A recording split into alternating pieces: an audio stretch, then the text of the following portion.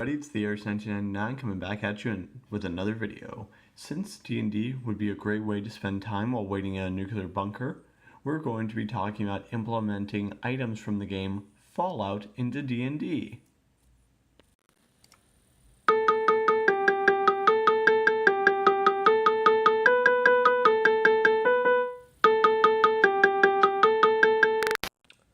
By the way, what do you think of that intro's? My first time using one and I think I like it.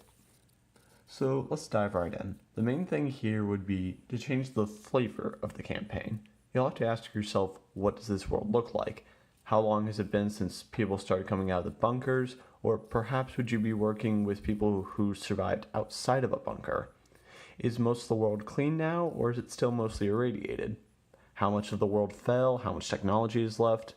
Now I'm using the Fallout franchise as a basis, but this is going to be more of a general guide for a post-nuclear D&D setting. Nice work, Lieutenant. Very festive. Actually, sir, each of those lights represents a missile launching by itself. The pattern is just a coincidence. Oh, well, now that you mention it, the Y is a little misshapen. Still, it's pretty amazing.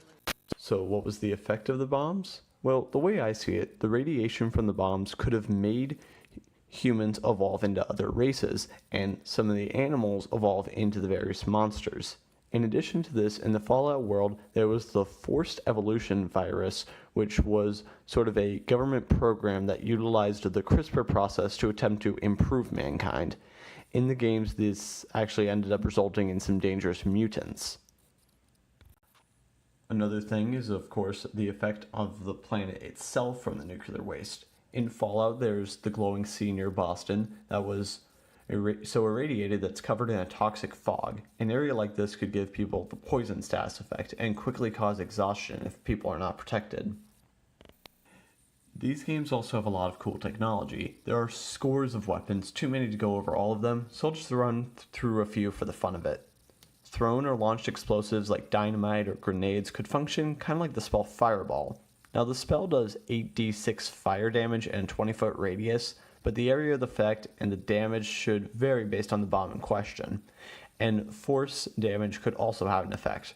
So for example, a small grenade might be 3d6 fire and a 10-foot radius, whereas a rocket launcher might be 4d6 fire and 46 force in a 20-foot radius and maybe cause like 10 feet of knockback or something.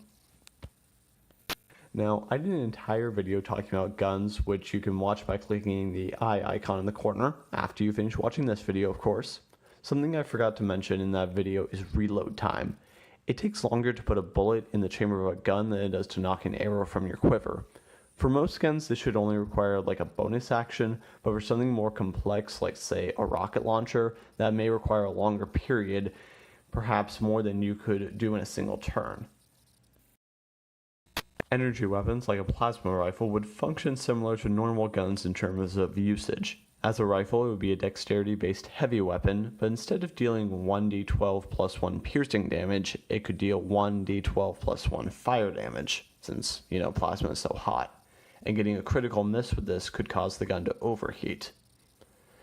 Now, the melee weapons should translate easily into the canon rules of D&D, and that's canon as in official, not canon as in giant guns. I mean, if you want, you could also incorporate cannons, but I digress.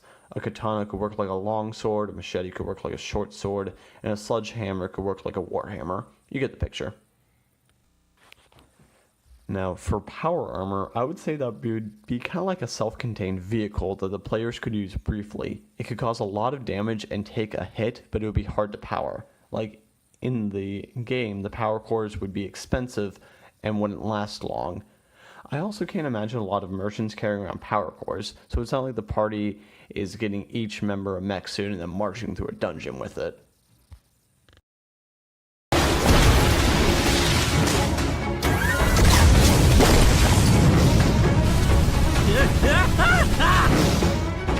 It would be more like for an in-game event type thing.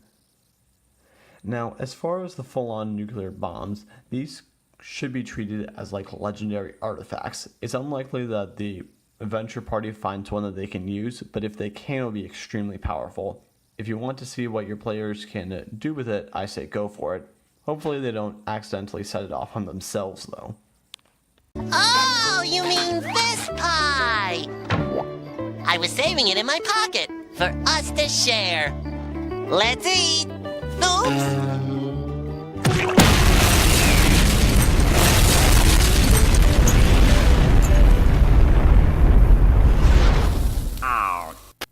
In the Fallout games, there's also the Pip-Boy, which is kind of like a smartphone-esque electronic device. It could function as a magic item for communication, and it could also be where the party keeps their maps and takes notes, stuff like that.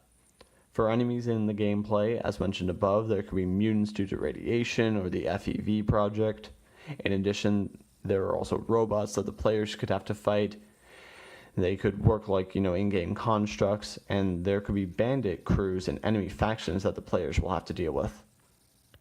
Speaking of factions, part of the campaign could be the players joining a faction. Their faction could be their base of operations, and this is where they get their quests from. Since the Fallout games are role-playing games to begin with, you could just take quests straight from the game. These would be like normal D&D quests, just set in a post-apocalyptic setting. The players may have to assassinate enemy faction members, collect relics of the lost world before the bombs fell, like, say, a medical book or a lost piece of art. Maybe they'll explore and, of course, loot the lost lands of a city that just became habitable again.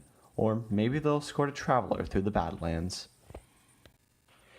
In the Fallout games, rather than use cash or gold for money, people have adopted bottle caps as their currency. These are good because there's a lot of them, but since the factories don't operate anymore, you can't make new ones, so they're kind of protected from inflation in that regard. Just having one money type can be convenient if you don't like having to worry about the exchange rates between copper, silver, electrum, gold, and platinum coins. Or you could say that there are different kinds of bottle caps, each with a different value corresponding to the regular D&D coins. So what do you guys think? Is there anything I missed? Will you be making a Fallout-style campaign? And if so, will you be using any of these ideas? Tell me what you think down in the comments section. Tell me what else I should make videos on. Hope you like this video. Have a great day, and God bless.